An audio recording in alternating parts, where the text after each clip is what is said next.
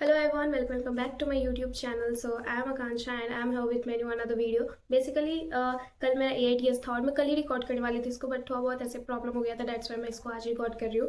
तो अभी बजे सुबह के 10 and I am gonna tell you कि AITS का पेपर कैसा था एंड सब्जेक्ट वाइज अप्रोच, और सबसे ज़्यादा इंपॉर्टेंट कि मेरा रिजल्ट कितना आया. तो अगर मैं बात करूँ कि ओवरऑल पेपर का, तो पेपर अच्छा था. अच्छा नॉट इन द सेंस कि टफ था. आई मीन अगर किसी बच्चे ने सिंसियरली पढ़ाई करी होगी और उन्होंने बहुत अच्छे से प्रिपरेशन करी होगी तो उसको मतलब बहुत मज़ा आ जाता है पेपर देकर के. उस बच्चे के लेवल का वो पेपर था. एंड देन अगर मैं बात करूँ सब्जेक्ट वाइज अप्रोच की, तो मैं सबसे पहले अपना फिजिक्स अटेम्प्ट करा था. फिजिक्स के बाद मैंने केमिस्ट्री अटेम्प्ट करा था एंड देन बायोलॉजी. तो फिजिक्स जो था वो मेरा बहुत अच्छे से प्रिपेयर्ड था. लाइक मैंने सब कुछ रोटेशनल को भी बहुत अच्छे से प्रैक्टिस कर रखा था, ग्रेविटेशन को भी अच्छे से प्रैक्टिस कर रखा था. दैट्स वाई मैंने सोचा कि मैं पहले फिजिक्स पे जंप करती हूँ. तो फिजिक्स में क्वेश्चंस भी अच्छे लेवल के थे. लाइक मुझे बहुत अच्छा फील हुआ क्वेश्चंस दे करके एंड मैंने काफ़ी टाइम लेकर के बहुत पेशेंटली उसको अटेम्प्ट करा है. आई थिंक मेरे को 50 मिनट्स लगे होंगे फिजिक्स को पूरा करने में. एंड देन मैं जंप कर गई केमिस्ट्री पे.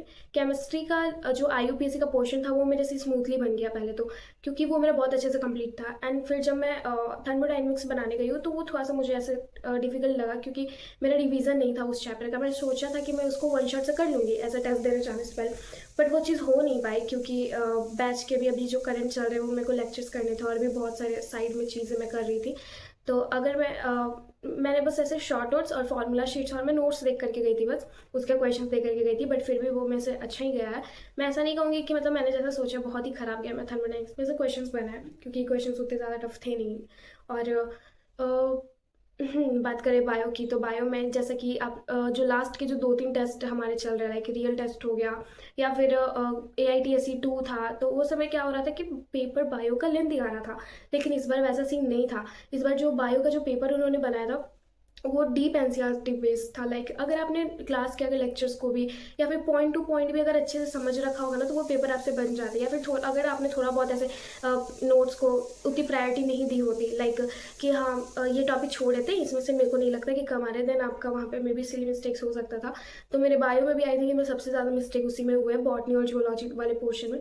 बट ठीक है, अब हम लोग देखते हैं अपना रिजल्ट कि मैं रिजल्ट कितना है, और फिर मैं ये भी शो कर दूँगी कि मैंने कितने क्वेश्चन स्किप करे एंड फिर एक्यूरेसी वगैरह सब. So here is my result. It's a 572 out of 720. अभी रैंक आया नहीं है बट ठीक है. और मैंने लाइव ही अटैम्प्ट करा था.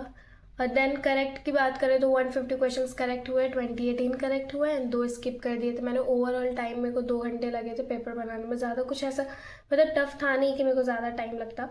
एंड अगर मैं सब्जेक्ट वाइज बात करूँ तो फिजिक्स में 160 है, 4 इनकरेक्ट हो गए थे. केमिस्ट्री में 120 है, बॉटनी में 155 एंड जियोलॉजी में 137. तो यार मेरे मतलब केमिस्ट्री में ही सबसे कम आया है, लाइक 120. बट ठीक है, आई थिंक कि मेरा लास्ट टाइम में ये था कि मेरे को अच्छे स्कोर करने हैं, क्योंकि अब दिसंबर आ गया. अब नहीं अच्छे स्कोर करेंगे तो कब करेंगे.